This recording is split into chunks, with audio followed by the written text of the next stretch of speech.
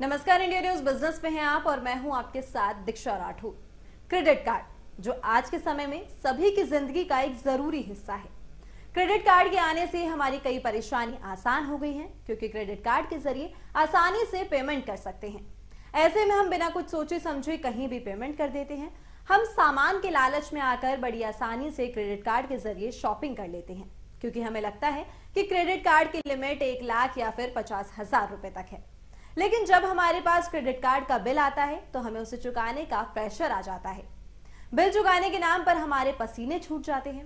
तो अब ऐसे में सवाल उठता है कि हम इसका भुगतान कैसे करें, क्योंकि अगर हम समय से बिल नहीं भरते हैं तो धीरे धीरे हम पर कर्ज बढ़ जाता है।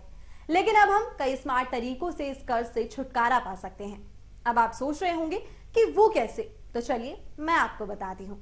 तो सबसे पहला है कैशबैक और रिवॉर्ड पॉइंट को रिडीम करना। तो हम जब भी क्रेडिट कार्ड के जरिए पेमेंट करते हैं तो हमें कई तरह के कैशबैक और रिवॉर्ड मिलते हैं। कई बैंक ग्राहक को ये फैसिलिटी देते हैं कि वो रिडीम पॉइंट का इस्तेमाल करके क्रेडिट कार्ड का बिल का भुगतान कर सकते हैं। लेकिन अगर आपका क्रेडिट कार्ड का बिल जनरेट हो चुका है तो आप इन पॉइंट का इस्तेमाल नहीं कर पाएंगे। फिर दूसरा ऑप्शन है ईएमआई का। आप ईएमआई के जरिए भी क्रेडिट कार्ड का बिल दे सकते हैं। यह बिल का भुगतान करने का सबसे आसान तरीका माना जाता है।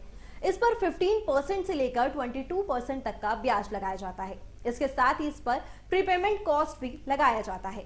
आप अपने बैंक के कस्टमर सर्विस के जरिए क्रेडिट कार्ड पर ईएमआई की सुविधा शुरू करवा सकते हैं।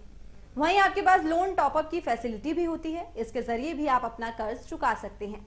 आमतौर पर बैंक आपको 1 लाख रुपए तक का टॉपअप देता है। आप लिए गए टॉपअप को 15 साल के भीतर चुका सकते हैं।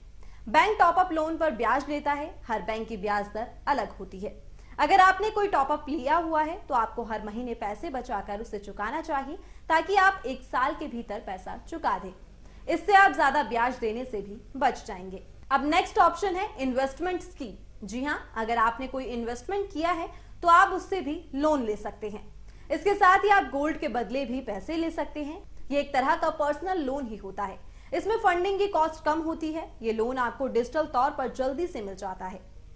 तो ये कुछ तरीके थे जिनके जरिए आप कर्ज से बचकर कुछ स्मार्ट तरीकों के जरिए अपने बिल का भुगतान कर सकते हैं। तो अभी के लिए केवल इतना ही। उम्मीद है आपको ये जानकारी पसंद आई होगी और आपके लिए हेल्पफुल भी साबित होगी। तो ऐसे ही तमाम खबरों और जानकारियों के लिए बने रहिए इंडिया न्यूज बिजनेस के साथ।